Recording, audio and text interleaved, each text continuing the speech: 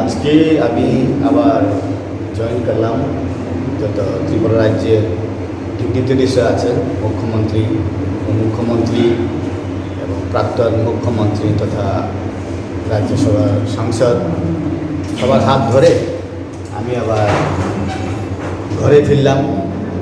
Forget the past and planning for the future. কারণ যখন ভারতের রাষ্ট্রপতি জনজাতিদের মধ্য থেকে হয়েছে সেদিন থেকেই আমি চিন্তা করলাম, yes, the India is unique. যারা পিছিয়ে ছিল তাদেরকে ফ্রন্টে নেওয়ার জন্যে ভারতীয় জনতা পার্টির পক্ষে সম্ভব ভারতবর্ষে, ওইটাই চিন্তা করলাম। এই জন্যে আমি আবার আজকে যে পলিটিক্যাল ক্লাস বা সাংগঠনিক একটা বৈঠক, এটা শুনে আরও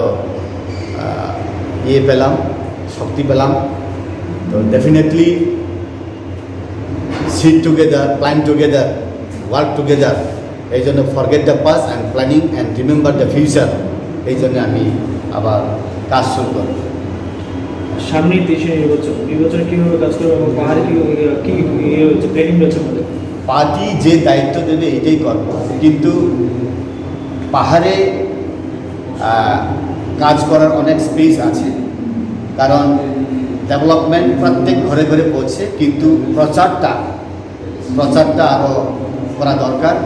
কারণ বিশেষ করে পাহাড়ে এখন জলের সুবিধা না থাকা সত্ত্বেও কিন্তু ঘরের সুবিধা আছে, রেশনের সুবিধা আছে।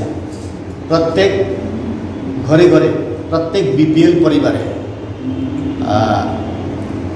প্রধানমন্ত্রী আবাস যোজনার ঘর, প্রত্যেক ভিলেজ কমিটিতে, প্রত্যেকটা গাঁও সভাতে এখন দেখা যায়। তো কোনোদিন চিন্তা করতেই পারে না যে পাহাড়ে এইরকম বিল্ডিং হবে, জঙ্গলের ভেতরে এইরকম বিল্ডিং হবে, জঙ্গলের ভেতরে স্কুল হবে বা আমাদের একলব্য স্কুল হবে, কোনোদিন আশাই করা যায় না।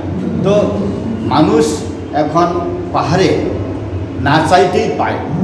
এটা সব প্রচার হয় না, কিন্তু এখন দেখা যায় যেটা ছিল না এখন সবার চোখের সামনে। তো এখন একটাই প্ল্যানিং যে আবার সরকার ফিরে আসুক। ইভেন সিপিএম এবং কংগ্রেস ত্রিপুরাতে আর আসবে না। তো পাহাড়ে এখন পলিটিক্যাল যে ডাইমেনশন, পাহাড়ে এবং